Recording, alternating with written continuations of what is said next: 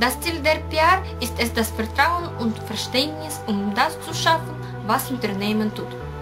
Die Grundaufgabe besteht darin, die Verbindungen von Unternehmen und Öffentlichkeit herzustellen. Ich muss alles zu schaffen, um dieses Ziel erreichen zu können. Das bedeutet, ich muss die Verhandlungen richtig organisieren und durchführen.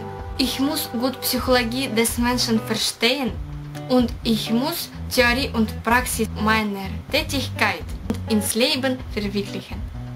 Der Anforderungsprofil von einem modernen PR-Manager hat folgende Dimensionen.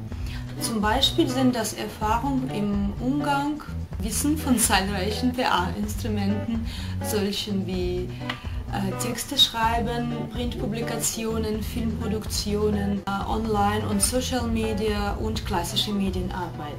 Der PR-Manager muss natürlich gute Fremdsprachenkenntnisse besitzen und vor allem ist es natürlich Englisch. Englisch is a must. Außerdem muss er konzeptionell und analytisch denken können. Und er muss natürlich Freude von Kontakten bekommen.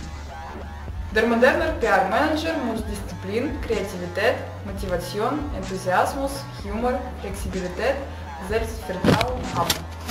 Gewöhnlich ist PR-Spezialist feinfühlig, teamfähig, kommunikationsfähig.